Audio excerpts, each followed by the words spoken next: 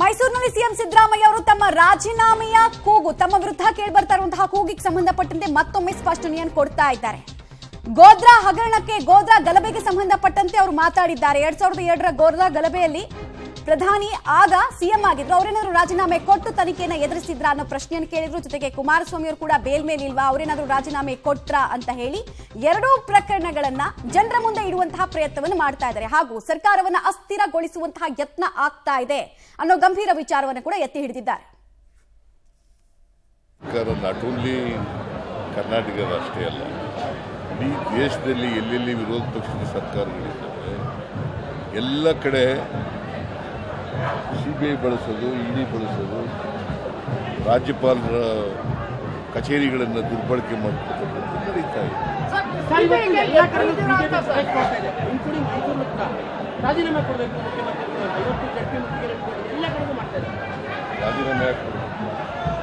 ತಪ್ಪು ಮಾಡಿದ್ರಲ್ವೇನ್ರಿ ರಾಜೀನಾಮೆ ಕೊಡೋದು? ತಪ್ಪೇ ಮಾಡಿಲ್ಲ ಅಂತ ನಾವು ಹೇಳ್ತಾ ಇರೋದು ರಾಜೀನಾಮೆ ಕೊಡೋದು. ಈಗ ನಾಳೆ ಕುಮಾರಸ್ವಾಮಿ ಯಾರ ಸರ್ಕಾರದಲ್ಲಿ ಇರೋದು? ಮಂತ್ರಿಯಾಗಿರೋದು ಯಾರ ಸರ್ಕಾರದಲ್ಲಿ? ಅವ್ರ ಮೇಲೆ ಬೈಲ್ ಮೇಲೆ ಇದ್ದಾರಲ್ಲ ಅವರು, FIR ಆಗಿ. ಅವ್ರು ಯಾಕೆ ರಾಜೀನಾಮೆ ಕೊಟ್ಟಿಲ್ಲ? ನರೇಂದ್ರ ಮೋದಿ ಅವ್ರ ಸರ್ಕಾರದಲ್ಲೇ ಮಂತ್ರಿಯಾಗಿದ್ದಾರೆ. ಅದು ರಾಜಕೀಯ. ನಮ್ಮ ಸರ್ಕಾರನ, ಕಾಂಗ್ರೆಸ್ ಸರ್ಕಾರನ ಅಸ್ಥಿರಗೊಳಿಸ್ಲಿಕ್ಕೋಸ್ಕರವಾಗಿ ಮಾಡ್ತಾ ಇದ್ದಾರೆ.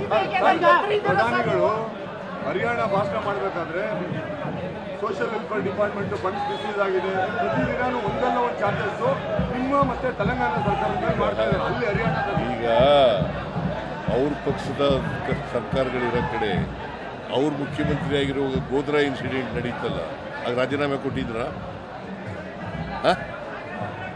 ಎಷ್ಟು ಜನ ಸತ್ತೋದ್ರು ಆಗ ಗೋದ್ರಾ ಇನ್ಸಿಡೆಂಟ್ನಲ್ಲಿ? ಆಗ ರಾಜೀನಾಮೆ ಕೊಟ್ಟರೆ ಇವರು. ಬಟ್ ಬಿಜೆಪಿ ಅವ್ರಿಗೆ ಯಾವ ಡೀಟೇಲ್ಸ್ ಕೊಡ್ತಾರೆ. ನೇರ ಸಂಪರ್ಕದಲ್ಲಿ ಜಾಯ್ನ್ ಆಗ್ತಾರೆ ಕೆಪಿ ನಾಗರಾಜ್, ತಮ್ಮ ವಿರುದ್ಧ ಕೇಳಿ ಬಂದಿರುವಂತಹ ಆರೋಪ ಅಥವಾ ತಮಗೆ ರಾಜೀನಾಮೆಯನ್ನ ಬಯಸ್ತಾ ಇರುವಂತಹ ಬಿಜೆಪಿಗೆ ಟಕ್ಕರ್ ಕೊಡೋ ನಿಟ್ಟಿನಲ್ಲಿ 22 ವರ್ಷಗಳ ಹಿಂದಿನ ಕೇಸನ್ನ ಮುನ್ನೆಲೆಗೆ ತರೋ ಮೂಲಕ ಶೀಲ್ಡ್ ಆಗಿ ಉಪಯೋಗಿಸ್ತಾ ಇದ್ದಾರೆ. ಸದ್ಯಕ್ಕೆ ಏನೇನು ಬೆಳವಣಿಗೆ ಆಗ್ತಾ ಇದೆ ಮೈಸೂರಿನಲ್ಲಿ? ಸಿದ್ದರಾಮಯ್ಯನವರು ಎಕ್ಸ್ಪೆಕ್ಟೆಡ್ ಅನ್ನೋ ರೀತಿಯಲ್ಲಿ ಉತ್ತರಗಳನ್ನ ಕೊಡ್ತಾ ಇರುವಂಥದ್ದು.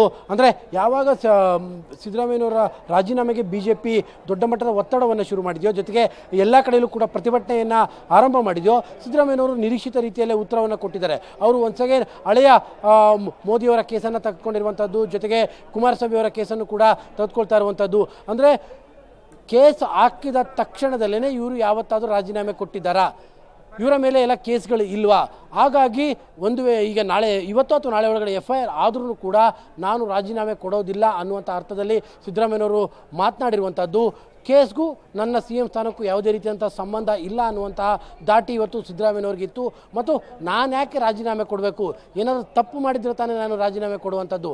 ನಾನು ಯಾವ ತಪ್ಪು ಮಾಡಿಲ್ಲ, ಜೊತೆಗೆ ರಾಜೀನಾಮೆಯನ್ನು ಕೊಡೋದಿಲ್ಲ.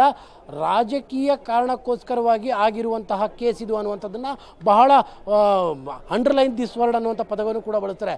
ಅಂಡರ್ಲೈನ್ ದಿಸ್ ವರ್ಡ್, ನಾನು ರಾಜಕೀಯ ಕಾರಣಕ್ಕೋಸ್ಕರವಾಗಿ ನನ್ನ ಮೇಲೆ ಆಗಿರುವಂತಹ ಕೇಸ್ ಇದು ಅನ್ನುವಂಥದ್ದು. ಅಂದರೆ ವಿರೋಧ ಪಕ್ಷಗಳ ಮೇಲೆ ಇರುವಂತಹ ಕೇಸ್ಗಳು, ವಿರೋಧ ಪಕ್ಷಗಳ ನಾಯಕರುಗಳ ಮೇಲೆ ಇರುವಂತಹ ಕೇಸ್ಗಳು ಮತ್ತು ಆ ಕೇಸ್ಗಳಿಗೆ ಸಂಬಂಧಪಟ್ಟಂತೆ ಅವರು ತೆಗೆದುಕೊಂಡಿರುವಂತಹ ಬೇಲ್, ಅದನ್ನೇ ಈಗ ತಮ್ಮ ಸೇಫ್ಟಿಯ ದೃಷ್ಟಿಯಿಂದಾಗಿ ಅದನ್ನು ಗುರಾಣಿಯಾಗಿ ಮುಖ್ಯಮಂತ್ರಿಗಳು ಮೈಸೂರಿನಲ್ಲಿ ಬಳಕೆ ಮಾಡಿರುವಂಥದ್ದು. ಮತ್ತು ಇದು ಎಕ್ಸ್ಪೆಕ್ಟೆಡ್ ಕೂಡ. ಮಮತಾ, ಆಲ್ ರೈಟ್, ಧನ್ಯವಾದ ಕೆಪಿ ನಾಗರಾಜ್ ತಮ್ಮೆಲ್ಲ ಮಾಹಿತಿಗಾಗಿ.